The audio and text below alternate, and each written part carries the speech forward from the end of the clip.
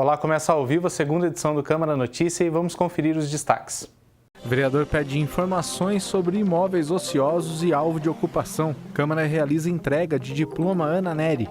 Veracruz Campinas joga sábado de olho nas finais. E tem ainda cuidados com os pés no quadro Saúde e Bem-Estar e uma homenagem especial do Dia das Mães. O vereador Nelson Ostri protocolou um requerimento para obter informações sobre imóveis públicos que estão ociosos e são alvo de ocupações irregulares em Campinas. O vereador Nelson Ostri protocolou na Câmara o requerimento número 1085 de 2018, solicitando informações da Prefeitura sobre imóveis públicos ociosos e que estejam com ocupações irregulares de pessoas em situação de vulnerabilidade social. O parlamentar quer identificar os responsáveis pelos prédios e cobrar deles a correta utilização dos imóveis. Eu apresentei esse requerimento no sentido de tentar identificar quais são do municípios, do estado, da União e assim saber se esses prédios, esses imóveis abandonados, eles estão tendo a utilização para a sua devida finalidade. Com o requerimento, o vereador Nelson Ostri quer jogar uma luz sobre a questão da moradia em Campinas e evitar possíveis tragédias. Apesar disso, o vereador sabe que é difícil identificar esses prédios irregulares em Campinas. Existem algumas invasões muito bem organizadas que acabam até caracterizando a legalidade do prédio, né? Existem casos que já foram mencionados de prédios, obras inacabadas que acabaram sendo finalizadas por invasores, onde o síndico, o porteiro, é um invasor. A preocupação é evitar casos como o ocorrido em São Paulo, no dia 1º de maio. Para Nelson Ostri, o poder público tem o dever de proteger as pessoas. Tirar e deixar na rua, eu acho que ninguém quer isso, né? Mas oferecer, assim, os serviços para aquelas pessoas que não têm abrigo, que não têm moradia. Hoje Campinas tem SEAB, tem COAB, então vamos realmente regularizar e oferecer a moradia para essas pessoas que não têm. Esse é o papel do poder público, não desassistir, mas sim assistir essas pessoas. E na última segunda-feira, moradores da ocupação Nelson Mandela vieram para a Câmara falar da situação atual deles após a reintegração de posse. Os moradores compareceram para contar como está a situação após a reintegração de posse. A gente está aprendendo ainda, né, como que eu posso falar? Porque aquela reintegração de posse foi muito forte para todos nós moradores, né? A gente não estava preparado. Alguns estavam, outros não, né? Tem criança que até hoje fica abalada quando vê polícia ou fala reintegração de posse, então as crianças já sabem o que é isso, uma reintegração de posse. O que é tirar a sua moradia e simplesmente o governo virar as costas para nós e falar assim, eu não vou abrir a escola para vocês, vocês ficam onde vocês puderem. E aonde que a gente ficou? Na rua. O encontro foi promovido pelo vereador Pedro Tourinho, que falou sobre a situação dos moradores da ocupação. O objetivo dessa reunião foi denunciar que, um ano após essa violenta reintegração de posse que aconteceu na cidade, uma reintegração que Feita Eunice pode falar, colocou pessoas que estavam com teto no sereno, na rua, né? Várias pessoas dormiram por muitas noites na rua, tem gente embaixo de ponte hoje, né? Praticamente nada foi feito pelo poder público, nada foi feito por nenhuma autoridade para tentar enfrentar essa crise habitacional e essa crise especificamente da comunidade Mandela, né? Campinas tem várias ocupações com pessoas vivendo em situação precária, com vários dos seus direitos desrespeitados, não apenas o direito à moradia, mas feito eles mesmos falaram, sofrendo preconceito muitas vezes no atendimento em saúde, não conseguindo obter acesso a outras políticas públicas de garantias de direitos, e a gente acha que esse é um momento em que isso precisa ser denunciado, porque o poder público não pode continuar se omitindo, senão o que nós vamos ver de fato é esse tipo de anúncio só se tornar público quando tem um prédio que pega fogo e desaba e morre gente ou coisas desse tipo. É uma situação dramática, né? E aqui em Campinas, bem do lado da gente, uma situação feito essa acontecendo. E o presidente da Câmara, Rafa Zimbaldi, acompanhou uma solenidade realizada pelo Legislativo no SimSaúde, o Sindicato de Saúde de Campinas e Região, e na ocasião ocorreu a entrega do diploma Ana Nery. A honraria, que é outorgada a trabalhadores que se destacam em atividades ligadas à área da saúde, foi entregue a 66 pessoas na noite desta quinta-feira na Rede Eventos em Jaguariúna. O presidente da Câmara Municipal, vereador Rafa Zimbaldi, prestigiou a solenidade, que é uma iniciativa do Sim Saúde, Sindicato da Saúde de Campinas e Região. A Câmara participa e reconhece esse trabalho, principalmente num momento tão difícil que a saúde vem atravessando. Os profissionais da saúde fazem um trabalho importante, não só na nossa cidade, mas em toda a nossa região metropolitana. A gente está comemorando esse dia maravilhoso, onde buscamos a valorização, o respeito ao trabalhador da saúde. Para Sofia, a homenagem estimula os profissionais da categoria. Essa homenagem tem estimulado bastante o trabalhador da saúde, quer cada vez mais crescer, evoluir, sabe, na profissão, evoluir como ser humano, evoluir como pessoa. O nome dado ao diploma é uma homenagem à primeira enfermeira brasileira, Ana Nery. Como seus filhos e irmãos foram enviados para a Guerra do Paraguai, ela ofereceu seus serviços de enfermagem enquanto durasse o conflito. A enfermeira foi condecorada com várias medalhas e morreu no Rio de Janeiro no dia 20 de maio de 1880. A Ana Nery, que foi uma enfermeira, que foi referência, é uma lutadora, e esse reconhecimento do diploma é exatamente uma homenagem a ela, né, e mostra da importância de todos os profissionais da saúde. Então, eu acho que é a obrigação da Câmara reconhecer esse trabalho de todos os profissionais da área da saúde.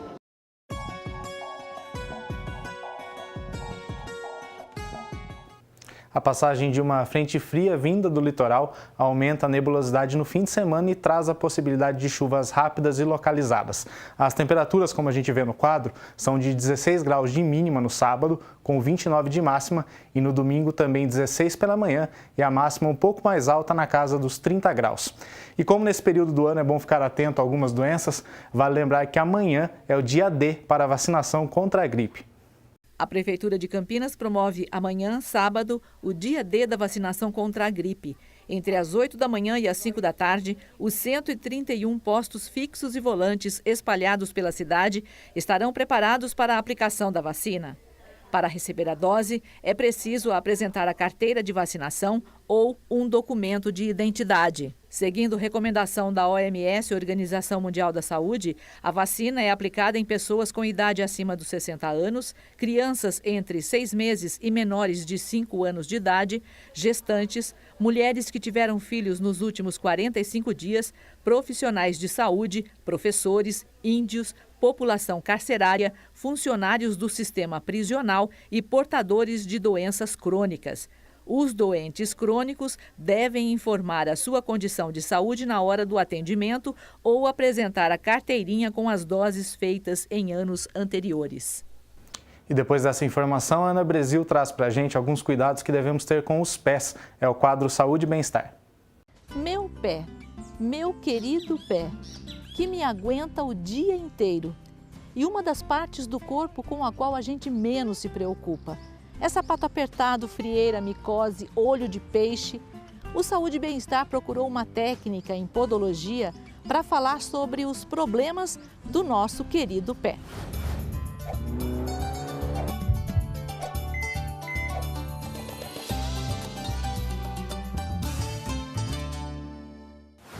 O olho de peixe, popularmente conhecido, na verdade é um vírus, é uma verruga plantar. É um vírus, é uma contaminação viral. Esse procedimento é feito com uma cauterização, com todo cuidado para não machucar a pele, porque quanto mais você tira a pele, como ele é um vírus, ele vai proliferando, então ele vai aumentando o tal conhecido olho de peixe, mas ele é um vírus. Às vezes o leigo olha, a pessoa olha, né, e acha que é, mas não é. Às vezes pode ser um calo com núcleo, pode ser uma verruga vulgar e pode ser uma verruga plantar. Então precisa ter uma avaliação de um técnico, uma pessoa especializada que vai dizer para você o que é exatamente o que você tem, que você acha que é um olho de peixe. Dói, incomoda, coça e é muito ruim, parece que você está pisando no espinho, então...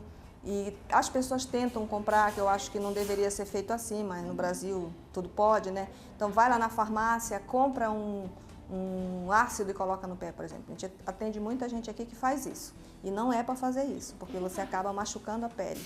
Não aplica só lá nele, né? Então a gente tem as técnicas apropriadas para fazer essa retirada. E sobre bicho de pé? Bicho de pé, na verdade, é um parasita. Nas áreas urbanas, ele é mais difícil de acontecer, por causa da questão da água tratada, do saneamento básico. Então, não é muito comum acontecer, mas acontece de se contaminar. Então, a fêmea, o contato com o bicho de pé, né, uma área contaminada, uma areia, por exemplo, criança que brinca na areia da pracinha, porque ele gosta dessa região arenosa, e porque a gente é um país tropical, então bicho de pé só existe na América Latina. Ele é um bicho específico nosso, né? E aí contamina assim, entrando em contato com a pele, ela vai se alojar, ela vai começar a sugar o sangue do hospedeiro, no caso a gente, ou o animal, e vai aumentar, vai proliferar os filhotinhos, né? os ovos. Então precisa ser tratado. Pode infeccionar, então precisa ser retirado, precisa de todo um protocolo. A gente pode encaminhar para o médico às vezes precisa até passar alguma pomada com antibiótico e tal, precisa procurar um profissional para fazer essa retirada. O bicho de pé, ele geralmente fica mais no pé mesmo, porque fica mais próximo do chão, né? O que aloja, que fica andando, é um outro bicho, chama bicho geográfico. Frieira e micose são a mesma coisa? A frieira é uma contaminação na pele. É uma contaminação fúngica lá na pele, que dá por excesso de umidade, porque o nosso pé transpira tanto quanto até mais que as nossas axilas e a gente não faz a higienização correta nele. Fica 12 horas, 10 horas com o sapato no pé e a umidade faz com que crie a frieira. E a micose é uma contaminação na unha que também pode ser na pele, né? Então a micose, aqui pra gente, o que mais aparece é a contaminação na unha, mas ela pode também acontecer na pele. A frieira é o nome popular de um incômodo também conhecido como pé de atleta.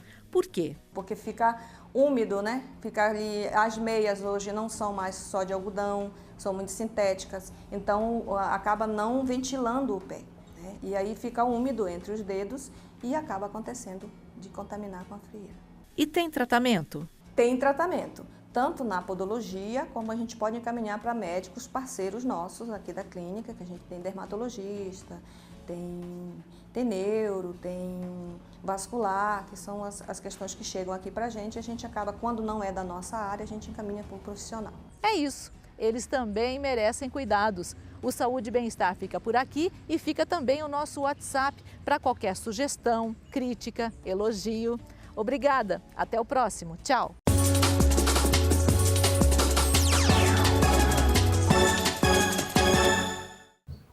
Pela manhã, o repórter Rubens Morelli acompanhou os treinamentos do Veracruz Campinas, que joga amanhã, de olho em uma vaga na final da Liga de Basquete Feminino.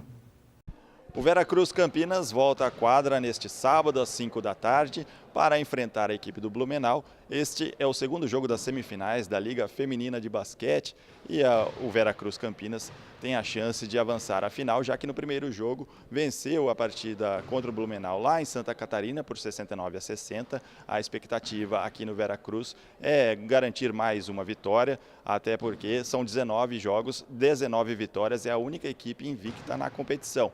Ao meu lado, a Giane, que vai falar um pouco a respeito desse jogo de amanhã. Giane, a ala do Veracruz Campinas, um dos destaques da equipe. Qual que é a expectativa para o jogo de amanhã, Giane? A expectativa é sempre boa, né? Até porque, como você falou, são 19 vitórias em 19 jogos. Estamos bastante motivadas e a gente vai para esse jogo com esse foco, né? Que a gente tem buscado, tem feito até agora, de trazer mais uma vitória e dentro da nossa casa, que a gente tem essa meta, ganhar todos os jogos, é isso que a gente vai tentar fazer amanhã. Apesar disso, tem dificuldades do outro lado, não se ganha de véspera, né? Tem o respeito à equipe do Blumenau.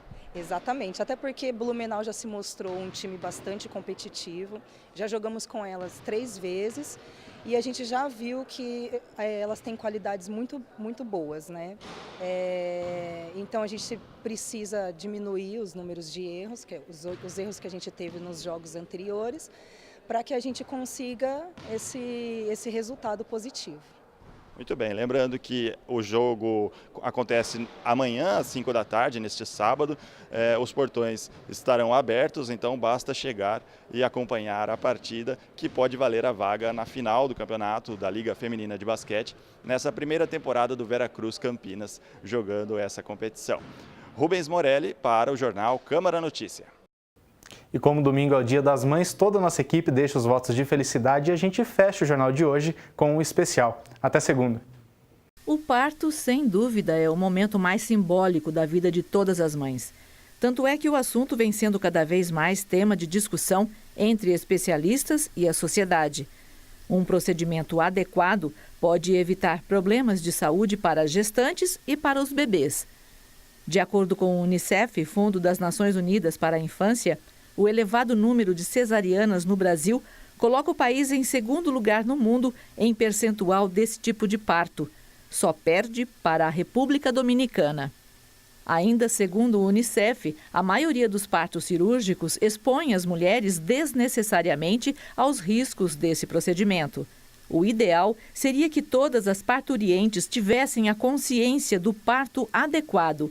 Esse tipo de escolha já é praticado na maternidade de Campinas, responsável por cerca de 60% dos partos realizados na cidade, o equivalente a 950 por mês. Quando a gente fala em parto adequado, é para ser um parto seguro, tanto para a mãe quanto para o bebê.